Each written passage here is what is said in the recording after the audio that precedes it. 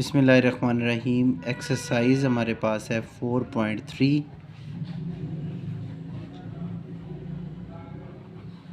Class first year, question number 3।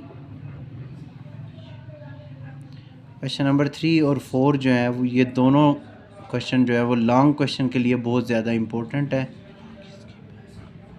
इसमें question number 3 जो है वो हम भी करेंगे। क्वेश्चन नंबर 3 है क्रैमर रूल से आपने नीचे दी हुई इक्वेशन को सॉल्व करना है और नीचे आपको 3 पार्ट दिए हुए हैं।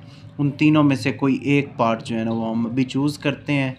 क्वेश्चन नंबर 3 क्रैमर रूल जो है वो आपने मैट्रिक में भी पढ़ा हुआ था और ये बहुत ज़्यादा इम्पोर्टेंट भी होता है। इसमें हम जो है वो सेकंड वाला पार्ट इसका कर लेते हैं। सेकंड पार्ट में हमारे पास है x1 + 2x2 plus -3x3 = 0, 4x1 - x2 + x3 = 5 और तीसरी इक्वेशन हमारे पास है -2x1 + 3x2 + 2x3 = 3।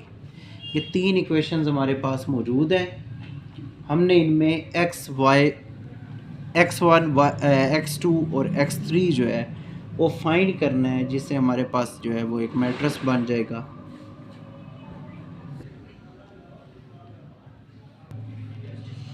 सबसे पहले आप इसे लेट कर लें मैट्रिक्स A 1 4 -2 2 -1 3, जिसके साथ कोई वैल्यू नहीं होती उसके साथ 1 होता है, इस वजह से आपने -1 यहाँ पे लगाना है।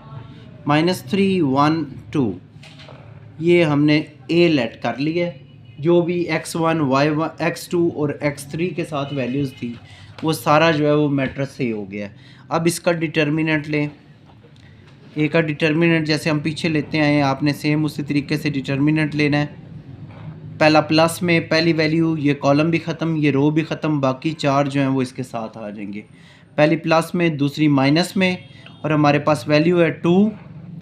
ये कॉलम भी ख़त्म, ये रो सारी भी ख़त्म। हमारे पास क्या आ जाएगा 4 -2 1 और 2। तीसरा फिर प्लस में आता है, लेकिन हमारे पास वैल्यू जो है वो -3 है, तो आप ब्रैकेट में लगा लो -3। ये कॉलम भी ख़त्म, ये रो भी ख़त्म। हमारे पास क्या आ जाएगा 4 -1 -2 और 3। आपने सबसे पहले A का डिटर्मिनेंट ले लेना है। A का डिटर्मिनेंट लेने का तरीका मैंने आपको बता दिया। अब क्रॉस मल्टीप्लाई कर लें इन दोनों को। सेंटर में हमेशा माइनस लगाते हैं। सेंटर में माइनस लगने की वजह से ये जब दोनों आपस में मल्टीप्लाई करेंगे तो वो -2 हो जाएगा। एक सेंटर में जो माइनस लगाया है उसकी वजह से ये +2 हो जाएगा। ये प्लस माइनस -3 क्रॉस मल्टीप्लाई करेंगे,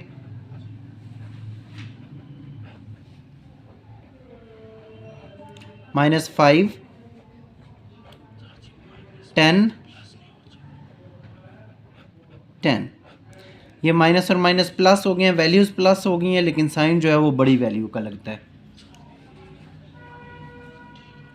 1 को मल्टीप्लाई करेंगे तो -5, -2 को मल्टीप्लाई करेंगे तो -20, -3 को मल्टीप्लाई करेंगे तो -30।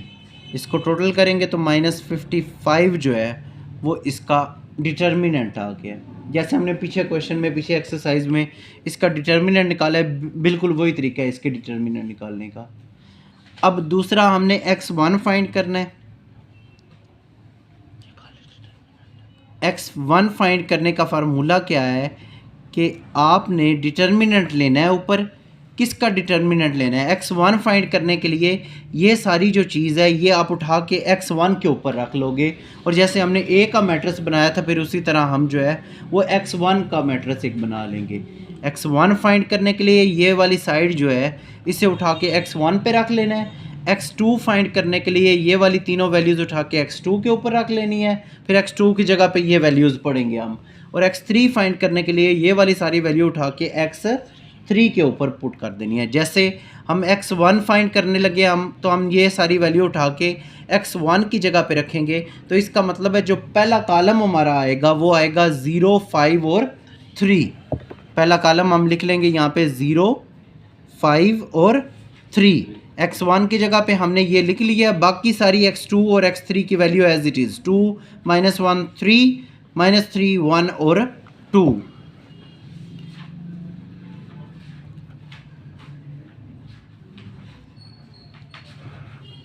डिवाइडेड बाय ए का डिटर्मिनेंट। नीचे आपने जो ए का डिटर्मिनेंट लिया है वही आपने नीचे रख देना है। अब इसका डिटर्मिनेंट ऊपर वाले का भी लें आप। अब वही काम आपने ऊपर वाले का डिटर्मिनेंट लेना है। पहले 0, ये कॉलम भी ख़त्म, ये रो भी ख़त्म, बाकी 4 इसके साथ आ जाएंगे। दूसरी माइनस में आती है वैल्यू, 2 आ गई।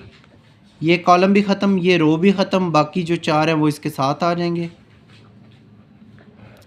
तीसरी फिर प्लस में होती है, लेकिन वैल्यू हमारे पास तीसरी जो है वो माइनस है। ये कॉलम भी ख़त्म, ये रो भी ख़त्म, बाकी चारों इसके साथ आ जाएंगे। डिवाइडेड बाय ए का डिटर्मिनेंट हमारे पास आ गया था -55, तो हमने ए के डिटर्मिनेंट की जगह पे यहाँ पे -55 लिख लिया। अब ऊपर वाले को सॉल्व कर लें। ये 0 से मल्टीप्लाई होके ये सारी वैल्यू तो वैसे ही एज इट इज़ 0 आ जाएगी। -2, ये क्रॉस मल्टीप्लाई करें, ये प्लस माइनस माइनस हो जाएंगे। ये क्रॉस मल्टीप्लाई करें, डिवाइडेड बाय -55। अब इसे सॉल्व करें, ये वैल्यूज़ हमारे पास आ गई। अब मल्टीप्लाई इन्हें कर लें। -2 7 से मल्टीप्लाई होके -14 और -3 इससे मल्टीप्लाई होके 54। माइनस और माइनस प्लस हो जाएंगे। ये -68 डिवाइडेड बाय -55, ये माइनस माइनस से कट जाएगा। 68 डिवाइडेड बाय 55, ये x1 की वैल्यू आ गई है। इसी तरह हमने x2 की वैल्यू फाइंड करनी है। x2 का आपको मैंने बताया है कि जो आपका x2 होगा, आपने वो जो इक्वल के राइट साइड पे वैल्यू है वो x2 की जगह पुट करके इसका मैट्रिक्स बना देना है। ये सारी वैल्यू अब उठाएंगे, इसे x2 की जगह पे रख देंगे, तो हमारे पास मैट्रिक्स बन जाएगा 1 4 -2 0 5 3 -3 1 और 2। ये सारी वैल्यू x2 की जगह पे प्रोनाउंस हो जाएगी, तो हमारे पास x2 की वैल्यू बन जाएगी। डिवाइडेड बाय ए का डिटर्मिनेंट। सेम वही काम करना है अब आपने, जैसे आप डिटर्मिनेंट पहले लेते आए हो।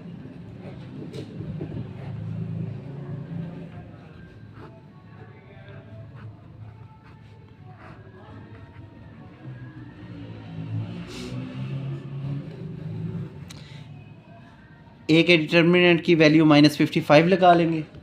आगे इसे सॉल्व कर लें, क्रॉस मल्टीप्लाई करके। ये 0 इस सारे को 0 ही कर देगा, ये प्लस माइनस माइनस,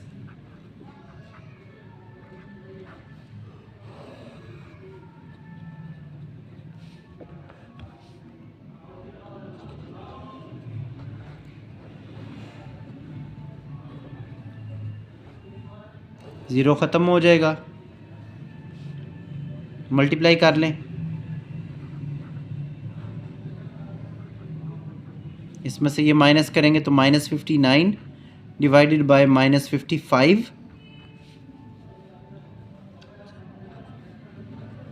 तो x2 की हमारे पास वैल्यू आ गई है 59 डिवाइडेड बाय 55।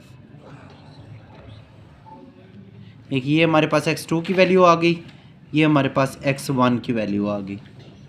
नेक्स्ट हम x3 की वैल्यू फाइंड करेंगे। x3 के लिए भी आपने सेम वही फार्मूला अपनाना है कि अब जो इक्वल के दूसरी साइड वाली वैल्यू होगी वो लास्ट पे आ जाएगी, तीसरे नंबर पे आ जाएगी। कुछ इस तरह से इक्वल के दूसरी साइड पे राइट साइड पे जो वैल्यू थी उसे x3 की जगह पुट कर लिया है। तीसरा कॉलम था हमारे पास x3 वाला। आगे वही काम जो आप ऊपर करते आए हो।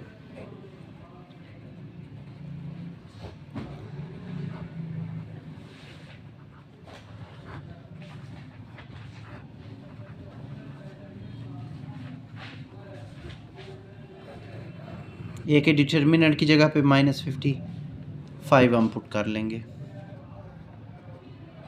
मल्टीप्लाई कर लें क्रॉस,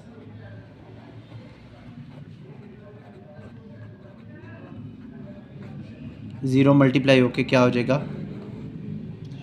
ज़ीरो वाले मैट्रिक्स को सॉल्व करने की ज़रूरत नहीं है क्योंकि ज़ीरो जब भी मल्टीप्लाई करता है तो उसे ज़ीरो कर देता है। ये माइनस और माइनस प्लस, लेकिन साइन माइनस वाला ही रहेगा।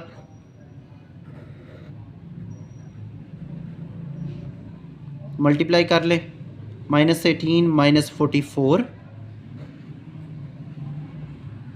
ये 1 इससे मल्टीप्लाई और 2 इससे मल्टीप्लाई, माइनस माइनस प्लस होता है, इन दोनों को प्लस करें,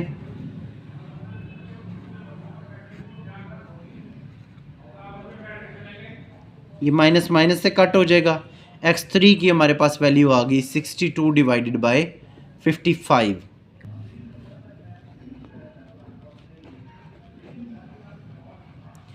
ये हमारे पास तीन वैल्यूज़ आ गई हैं। x1 की हमारे पास वैल्यू, x2 की हमारे पास वैल्यू आप इकट्ठी करके लिख लेना, x3 की वैल्यू, x3 हमारे पास 62 डिवाइडेड बाय 55 आ गया है, x2 हमारे पास 59 डिवाइडेड बाय 55 आ गया है, और x1 जो है वो हमारे पास 68 डिवाइडेड बाय 55 आ गया। और ये तीन ही हमने फाइंड करने थे और ये क्रैमर रूल के मुताबिक हमने इसे सॉल्व किया। बाकी भी सेम टू सेम मेथड से ये सॉल्व होंगे। आपको टेक्निक आनी चाहिए कि आपने x1 फाइंड करने के लिए राइट साइड वाली वैल्यू x1 पे रखनी है, x2 फाइंड करने के लिए राइट साइड वाली वैल्यू x2 पे रखनी है, और x3 फाइंड करने के लिए राइट साइड वाली वैल्यू x3 पे रखनी है। फिर ऊपर भी डिटर्मिनेंट लेना है, नीचे a का डिटर्मिनेंट लेके उसकी वैल्यू लगा के उसे सॉल्व करना है, तो आपके पास आंसर आ जाएगा। नेक्स्ट इसका जो है ना वो second question number 4, inversion method से अब हम इसे करेंगे इक्वेशन को। इन्वर्जन मेथड वही मेथड है जो हमने लास्ट लेक्चर में सीखा था 4.3 में, इन्वर्स करने वाला। इन्वर्जन मेथड में हम इसका जो है वो तीसरा पार्ट ले रहे हैं। तीसरा पार्ट जो है वो थोड़ा सा उसने इनकम्प्लीट भी लिखा हुआ है, इस वजह से जो है वो मैं तीसरा पार्ट इसका चूज़ कर रहा हूँ। x plus Y is equal to 2x minus Z is equal to 1, 2y minus 3z is equal to -1। बाकी जो इसके दोनों पार्ट हैं ना वो तकरीबन कंप्लीट है। इसका पहले पार्ट में भी एक चीज़ मिसिंग है, वो आपको बता दूंगा कैसे मिसिंग यहाँ पे करनी है। अब हमारे पास तीन जो है ना इस पार्ट में तीन वैल्यूज़ हैं, x की, y की और z की। इसका मतलब है तीनों इक्वेशंस के साथ x भी होना चाहिए, y भी होना चाहिए और z भी होना चाहिए। इन इक्वेशंस को रीअरेंज मैं करके लिखता हूँ, x प्लस वाई, इसमें z मौजूद नहीं है तो हम 0z लिख लेंगे, इज इक्वल टू 2। ये हमारी इक्वेशन नंबर 1 होगी। दूसरी इक्वेशन में हमारे पास y मौजूद नहीं है, 2x plus 0y minus Z is equal to 1। दूसरी इक्वेशन में y की जगह पे हमने 0y लिख लिया है। तीसरी इक्वेशन में हमारे पास x मौजूद नहीं है तो 0x plus 2y minus 3z is equal to -1। ये इक्वेशन नंबर हमारे पास 3 हो गई है। आपने खुद इक्वेशंस ऐसे बना लेनी है, जो भी आपके पास वेरिएबल मिसिंग होगा उसकी जगह पे आपने 0 के साथ वो वेरिएबल लगा लेना है। अब हम इसे लेट करेंगे, लेट कर लें। आपके पास एक वैल्यू a है जो ये सारा मैट्रिक्स लिखा हुआ है, एक वेरिएबल है जिसे हम x कैपिटल कह देते हैं। ये दोनों चीज़ें इस साइड पे मौजूद हैं। सेंटर में क्या है, इक्वल, और इस साइड पे क्या है हमारे पास है b। हमने यहाँ पे लेट कर लेना है एक ये वाली चीज़ इक्वल के एक लेफ़्ट साइड पे, उसमें जो डिजिट है ना सारे वो एज ए लेट कर लेने हैं हमने। जो वेरिएबल है x y z वो एज x लेट कर लेने हैं, और इक्वल के दूसरी साइड पे जो चीज़ है वो एज बी लेट कर लेनी है। फिर आप इसको फर्दर सॉल्व करोगे तो ये ए जो है वो इस साइड पे जाके ए इन्वर्स हो जाएगा और साथ में बी आ जाएगा और ये इक्वेशन नंबर ए आप कह लो। इससे आगे हमने सॉल्व करनी है इक्वेशन। हमने ऊपर लेट क्या किया है वो यहाँ पे हम लिख लेते हैं। हमारे पास ए का जो मैट्रिक्स है वो है 1 2 0, इसके साथ कोई साइन नहीं, इसका वजह से इसका कोफिशिएंट जो है वो 1 है। 1 0 2 0 -1 -3, ये हमारे पास ए का मैट्रिक्स हो गया। एक्स का मैट्रिक्स मतलब एक्स हमारे पास क्या है, कौन कौन से वेरिएबल हमारे पास इस्तेमाल हो रहे हैं, हम वर्टिकल लाइन में मतलब कॉलम में हम वो तीनों वेरिएबल लिख लेंगे एक्स वाई और जी। तीसरी चीज़ हमारे पास बी है, इक्वल के दूसरी साइड पे जो चीज़ होगी उसे बी आपने लेट कर लेना है, जो कि है 2 1 -1। ये तीन हमारे पास मैट्रिक्स आ गए हैं। ये दोनों मैट्रिक्स हमारे पास इक्वल के लेफ़्ट साइड पे है और ए की मैट्रिक्स बी वाला जो है वो इक्वल के राइट साइड पे है। उससे हमने ये पहली इक्वेशन बना ली है। अब इस इक्वेशन में दो चीज़ें हैं, एक हमारे पास ए इन्वर्स है और एक हमारे पास बी है। बी का मैट्रिक्स तो हमारे पास मौजूद है लेकिन ए इन्वर्स अभी हमारे पास मौजूद नहीं है। हमने सबसे पहला काम करना है ए इन्वर्स जो है वो फाइंड करना है। ए इन्वर्स का हमने पीछे भी क्वेश्चन में फार्मूला याद किया था। ए इन्वर्स जो है वो बराबर होता है एडजॉइंट ए डिवाइडेड बाय ए का डिटर्मिनेंट। ये हमारे पास इक्वेशन नंबर बी आ गई है ए इन्वर्स फाइंड करने के लिए। अब ए इन्वर्स फाइंड करने के लिए भी हमें दो चीज़ें चाहिए होंगी, एक एडजॉइंट ए और एक ए का डिटर्मिनेंट। सबसे पहले मैं ए का यहाँ पे मैट्रिक्स लिख लेता हूँ। ए का मैट्रिक्स है हमारे पास 1 2 1। ये ए का मैट्रिक्स मैंने लिख लिया है। इसमें दो चीज़ें, ए का डिटर्मिनेंट और एडजॉइंट ए। पहले डिटर्मिनेंट हम निकाल लेते हैं।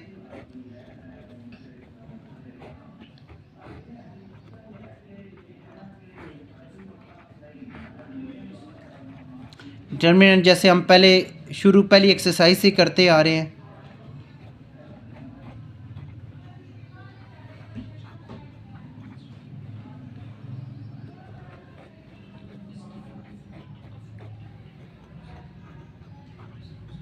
इसका डिटर्मिनेंट आ जाएगा हमारे पास -4। अब हमने दूसरा काम क्या करना है, एडजॉइंट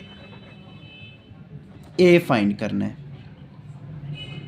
एडजॉइंट ए के लिए हमने वो पिछले क्वेश्चन में बहुत सारी इकट्ठी चीज़ें लिखी थी, जिसमें हमने A11 A12, एक लाइन छोड़ लें, A12 A13 A21 A22 A23 A31, इसी तरह A32 और A33। ये हमने लिखे थे एडजॉइंट ए निकालने के लिए। A11 सब की -1 और ऊपर जितनी भी इसकी यहाँ पे वैल्यू होगी वही इसको प्लस करके ऊपर पावर लिख देंगे।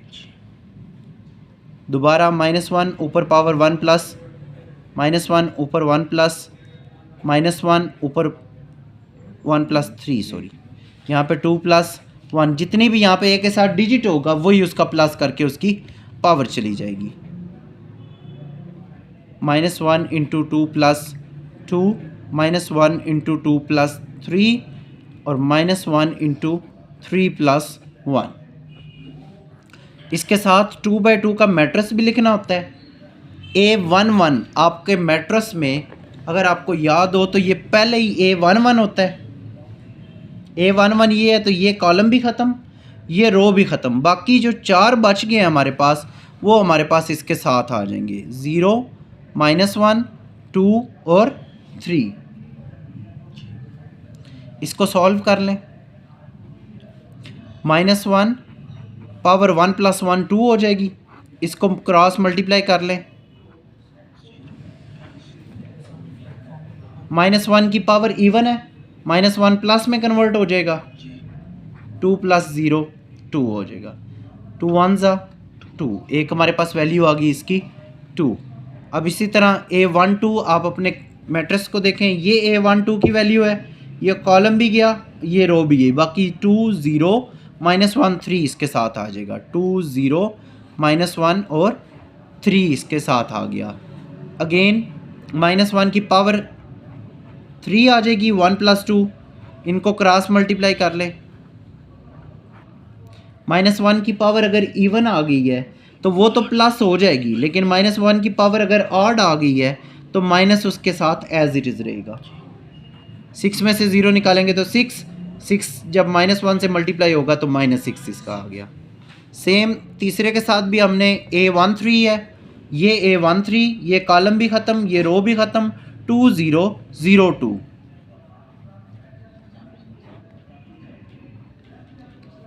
-1 इसकी पावर 1 और 3 मिलके कितनी हो जाएगी 4, इनको क्रॉस मल्टीप्लाई आपस में कर लें। -1 की पावर दोबारा इवन है, ये +1 हो जाएगा, 4 में से 0 गया तो 4, जब ये इससे मल्टीप्लाई होगा तो क्या आ जाएगा 4। इसी तरह A21 दूसरी रो पहला कॉलम 21, इसका मतलब है ये सारा कॉलम भी गया और ये सारी रो भी गई। 1 0 2 3 इसके साथ आ गया, 1 0 2 3।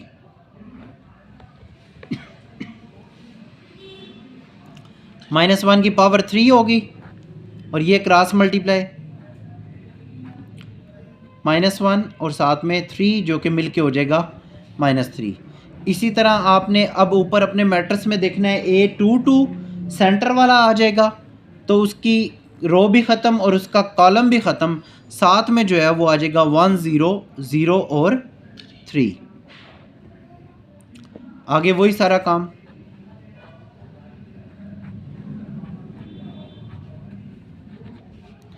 नेक्स्ट मैट्रिक्स में हम चलेंगे तो A23 दूसरी रो और तीसरा कॉलम, ये वाला डिजिट -1 हमारे पास, वो कॉलम भी ख़त्म और वो रो भी ख़त्म, बाकी जो 4 बच जाएंगे वो हम उसके साथ लिख लेंगे। सेम टू सेम पैटर्न है ऊपर वाला और नीचे वालों का।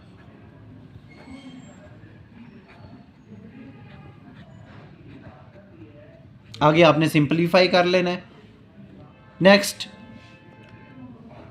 A31 तीसरी रो पहला कॉलम 1 0 0 -1, आपने अपने ऊपर मैट्रिक्स से देख के उसे रिकग्नाइज कर लेना है, सिंपलीफाई करना है, फिर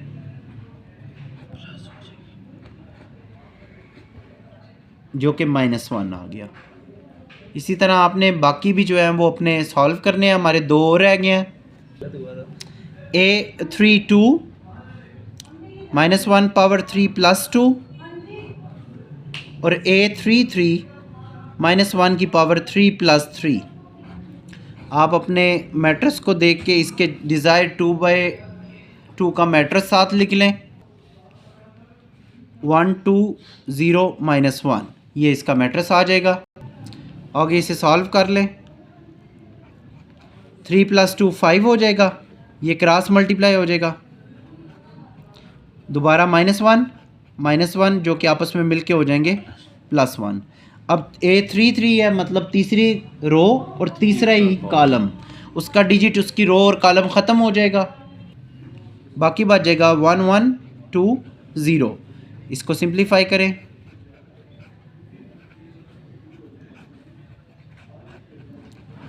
जो कि हो जाएगा -2। अब हमने पूरे का पूरा जो है वो मैट्रिक्स लिखना है जो हमने एडजॉइंट A के लिए बनाया था। पहली वैल्यू A11 मैं यहाँ पे लिख भी देता हूँ, दूसरी वैल्यू A12, तीसरी वैल्यू A13, फिर A21 A22 A23 A31 A32 A33। इधर ही वैल्यूज़ भी हम पुट कर लेते हैं। A11 की जगह पे हमारे पास आया था 2, A12 की जगह -6 और A13 की जगह 4। इसी तरह A21 की जगह -3, A22 की जगह 3 और A23 की जगह 2 -2। इसी तरह A31 की जगह -1, A32 की जगह ये ऊपर लिखा हुआ है 1 और A33 की जगह ये -2। अभी ये एडजॉइंट A नहीं आया, अब अभी ये एडजॉइंट नहीं आया, पिछले सवाल में हमारे से ये गलती भी हुई थी कि अब हमने इसका ट्रांसपोज लेना है और फिर जो है वो हमारे पास एडजॉइंट आएगा। एडजॉइंट ए बनाने के लिए आप इसका ट्रांसपोज लें, इसकी पहली रो हम यहाँ पे पहला कॉलम बना लेंगे, दूसरी रो दूसरा कॉलम बना लेंगे और तीसरी रो तीसरा कॉलम बना लेंगे। अब ये एडजॉइंट ए हो गया हमारे पास। अब हम इसे पुट इन इक्वेशन बी में हम इसे पुट करेंगे। ए इनवर्स ऊपर एडजॉइंट की वैल्यू हमने पुट करनी है,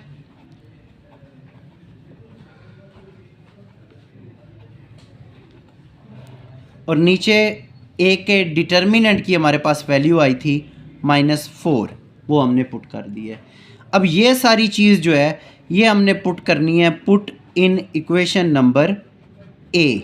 इक्वेशन ए में ये सारी चीज़ हमने पुट कर देनी है। ये हमारे पास x आया था, इक्वेशन ए में यहाँ पे लिख भी देता हूँ, x हमारे पास था, a इनवर्स और साथ में b। सारों की वैल्यूज़ लगाएं, x की जगह x की वैल्यू लगाएं जो कि हमारे पास है x, y और z मैट्रिक्स। a इनवर्स की जगह ऊपर जो अभी ये सारी वैल्यू आई है वो हम लगा लेंगे 2 -6 4 -3 3 -2 -1 1 और -2 डिवाइडेड बाय a के डिटर्मिनेंट a इनवर्स की मुकम्मल वैल्यू हम ये वाली लगा लेंगे नीचे। साथ में हमारे पास क्या है b की वैल्यू है हमारे पास 2 1 -1। अब पहले इन दोनों को मल्टीप्लाई कर लें, मल्टीप्लाई करने के बाद आप 4 पे डिवाइड कर देंगे। मल्टीप्लाई करने का यही तरीका है, पहली रो और पहला कॉलम, इसका चूँकि एक ही कॉलम है इसलिए मल्टीप्लाई इजी हो जाएगी।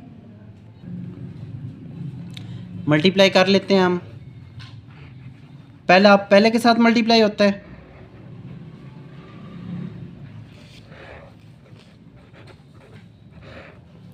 टू ज़ा 4, दूसरा दूसरे के साथ, तीसरा तीसरे के साथ। इसी तरह दूसरी रो इसे मल्टीप्लाई करें, पहला पहले के साथ, दूसरा दूसरे के साथ, तीसरा तीसरे के साथ। एंड वाली रो इससे मल्टीप्लाई करें, पहला पहले के साथ, दूसरा दूसरे के साथ और तीसरा तीसरे के साथ। ये सिंप्लीफाई हो जाएंगे। अब इन्हें और सिंप्लीफाई कर लें, 4 और 1 5 में से 3 निकालेंगे तो 2 आ जाएगा। -12 और -1 13, -13 में से 3 निकालेंगे तो -10 आ जाएगा। 8 और 2 10, या 2 से कट गया, सिर्फ हमारे पास क्या रह गया 8 और डिवाइडेड बाय -4।